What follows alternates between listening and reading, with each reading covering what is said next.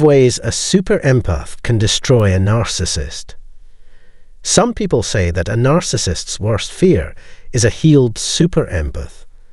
Individuals who truly love themselves set clear boundaries with themselves and others.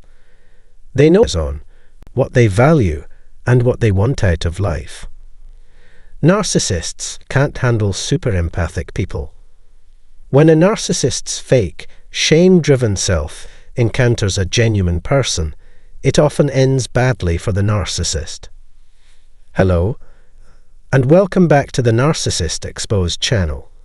Today, I'm going to discuss 5 ways a super-empath can hurt a narcissist. If you find this topic interesting and want to learn more, please consider subscribing to my channel before we begin. Your subscription can help raise awareness about narcissistic abuse. Let's watch a reaction video together and explore how a super-empath can completely destroy a narcissist. 5 ways a super-empath can disarm a narcissist. 1. Challenging a narcissist's sense of entitlement. A super-empath undermines a narcissist's sense of entitlement by fearlessly questioning their behavior.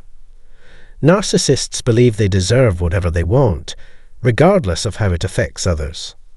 However, super-empaths, who cannot tolerate unfair treatment, confront this entitlement directly. This confrontation dismantles the narcissist's power and control. 2. Seeing through manipulation. Super-empaths are adept at recognizing the manipulative tactics narcissists use, such as passive-aggressiveness or feigned innocence. While narcissists often exploit empaths for their kindness and generosity, super-empaths are not easily deceived. They understand the narcissist's games and respond with calm, clear boundaries, preventing their empathy from being manipulated. 3. Shattering the narcissist's ego. A super-empath can dismantle a narcissist's ego, their fabricated sense of self-worth. Narcissists crave admiration and validation, believing they are superior to others. Super-empaths, who see all individuals as equals, are not afraid to highlight the narcissist's insecurities and weaknesses honestly. This honest confrontation can disrupt the narcissist's abusive behavior, and if they refuse to change, the super-empath will continue to expose their true self, ultimately breaking their ego. 4. Super-empaths dismiss narcissists' words. A super-empath doesn't take a narcissist's words to heart, recognizing that the narcissist is emotionally immature. They see the narcissist as an adult with the emotional development of a child, prone to lying, projecting, and shifting blame. Super-empaths can easily disregard these tactics and remain unaffected. 5. Super-empaths strategically combat narcissists. Deeply sensitive and super-empathic individuals are adept at combating narcissists. They do so with a strategic plan, understanding the typical behaviors of narcissists, whether it's blame shifting or playing the victim. Super-empaths meticulously document interactions and plan their responses to expose the narcissist's true nature. They approach it like a chess game, skillfully countering the narcissist's moves. Learn to become a super-empath. Which of these strategies have you used to improve your situation? How are you cornering the narcissistic behavior? Share your experiences in the comments section to help others seeking guidance. If you're not yet a super-empath, let's discuss how to become one.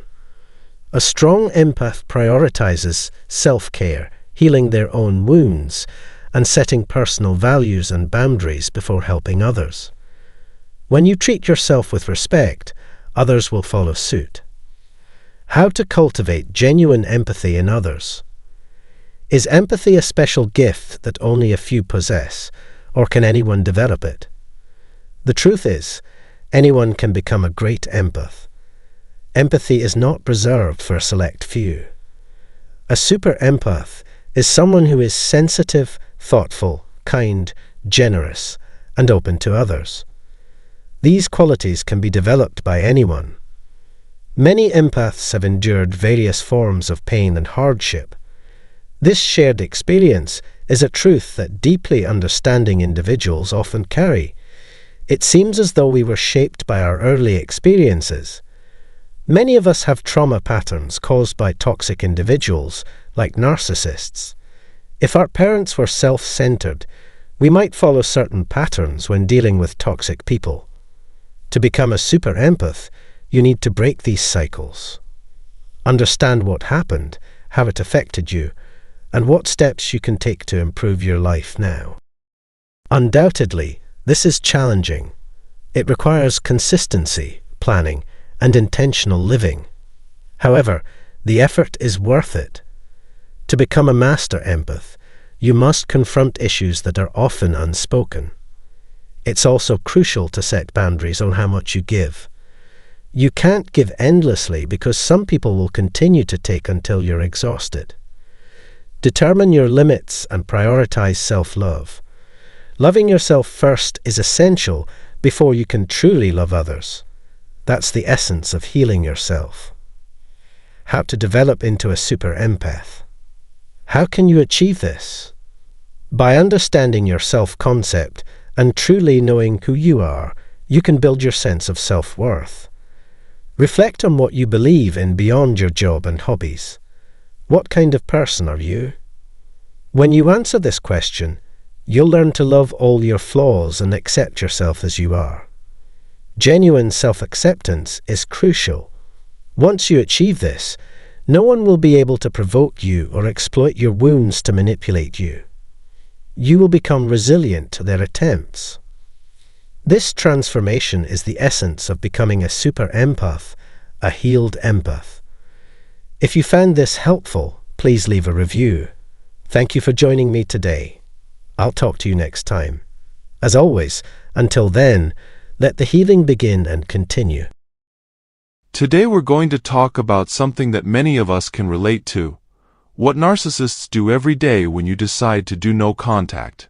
This subject is mysterious and difficult to understand because it gives us a look into the thought of a narcissist. Hold on tight, because we're about to reveal the real thing that narcissists do every day when you don't answer their texts. The trip looks like it will be both educational and energizing. Let's jump right in. You no longer need to worry about the narcissist and what they're doing, who they're with, or how they feel about you. You're free once you block them, delete them, and stop being in their group. You have removed them from your life and now surround yourself with helpful people who share your views. You're getting better, paying attention to the present, and being thankful for everything. Putting your health and happiness above all else, you're becoming the best version of yourself. It's great that toxic people in power no longer have a place in your life. It doesn't matter what time of day or night you watch this. Take a moment to think about your path. Remember the lies, the trickery, and the harm they did to you and your family. But don't forget to think about your strength, your ability to bounce back, and your ability to do well no matter what.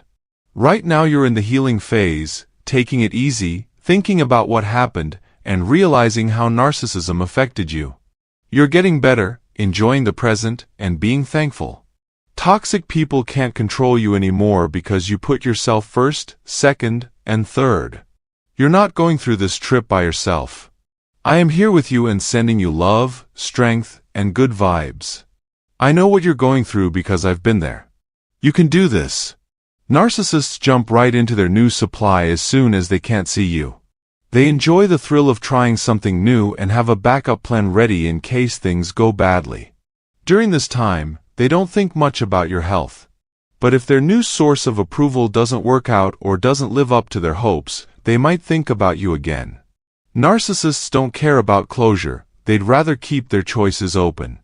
They might think about backing off only when there is a big problem. Many of them do come back, but not all of them do. The person may come back if the split was bad and if they want something from you. They might try to get back into your life by using tricks like hoovering to bring you back into their circle if you have things that they want, whether they are physical, financial, or something else. Usually, they do this when they get tired of their most recent victim or think that enough time has passed for you to forget what they did. Imagine that you broke up with someone because you saw them cheating on a game or thought they were cheating. They decide it's time to come back into your life after a short break. It's time for the hoovering phase. Suddenly, your email is full of notes like "I miss you" and "long time no talk," ignoring the problems that caused you to break up. It seems like nothing happened to them. Now you have to deal with the fact that the nice front they put on was all a show. It turned out that those big vows of a future together were empty, which broke your heart. You feel alone and without a plan B because you chose to stay quiet while healing from the pain of a love you thought was real. Afterward, it's hard because you're confused and wonder how they could go from loving each other so much to not caring about each other so quickly. The nice things start to stop once they think they have you again. If they think they already have your attention, why keep up the act? So, they start looking for someone else. It's a never-ending game for them, even if everything seems fine with you. Their minds are like busy markets. They're always looking for new people to pay attention to, and they keep you on hand in case something goes wrong. They quickly move on to someone else once you know about their tricks and cut ties with them. They'll probably try to bring you back into their circle at some point, whether you know it or not. A typical question is, do narcissists miss you when they don't talk to you? It's clear that how they think is very different from how you feel. But they won't miss you as a person or their true love. They will remember the good things you did for them. You wouldn't let someone else get you if they really cared about you. I've seen enough to tell you this, so trust me. Narcissists would never let go of someone they cared about, even if they still care about or feel something about them. Narcissists always put themselves first because they love getting new people to notice them. There's not much they care about you. You'll always be there for them, waiting, and they'll think you're better than anyone else. They're sure that when they get back from looking at other options, you'll be ready for them even though you're not together. Their minds keep telling them this story. But for an ego, nothing is worse than hearing that you're seeing someone else. They are hurt that someone else is now getting all the attention they used to get. They might not mind too much or not at all, depending on how busy they are. If they have a lot of fans around them, they won't even think about you. Things will get tough for them when they're lonely, so they'll do anything to get you back, from making you feel beautiful again to sweet talk. Think about this. If someone really loved or cared about you tried to get back together with you, would they have taken the chance of losing you in the first place? If someone really cared, they would have tried to make things better instead of popping up out of nowhere. Narcissists may not really care about you as much as they said they did if they don't reach out to you for a long time after you've stopped talking to them. Don't forget that narcissists always put themselves first. They may want to come back into your life because they failed somewhere else or because they still care about you. They see it as a chance to test their skills and control you once more, seeing if you'll give in. When you talk to them again, it shows that you could be fooled by them. Remember the lies, the tricks, and the possible betrayals that happened in the past. Most likely, they change the truth to fit their own purposes. Getting back in touch with them will only make their bad behavior worse. They might use their looks to try to get you back because they believe their charm is still strong. They might be pretty, but that doesn't mean they're worth your time. It's possible to like both narcissists and good people. Narcissists use how they look to control other people when they don't have anything else to offer. A lot of people are swayed by their charm and want to give the relationship another chance. Getting a narcissist back into your life will make the abuse happen all over again. They might change how they act for a short time, up to 2 months if you're lucky. But the old problems will come back at some point. They'll ignore you again like they did before. They will probably keep tricking you while talking to other people on the side if they can get you to give them another chance. They'll think you are weak or desperate if you take them back. They'll believe that you'll be there for them even if you fight and break up again. Coming back to a narcissist over and over again makes you look bad and needy. Each time you forgive them, they know you'll put up with their bad behavior, which makes them dislike you more. Dealing with issues in your relationship from the start is key. Every relationship has fights, but taking long breaks can really hurt it. You could both start dating or talking to other people during those breaks. When you get back together, the time you spend apart could make things worse, like wondering who the other person talked to during the break. This makes the problems worse, which leads to another breakup. Things might not be meant to last if you can't figure out how to fix them. It's very important to deal with problems, and this is especially true in close relationships or marriages with children.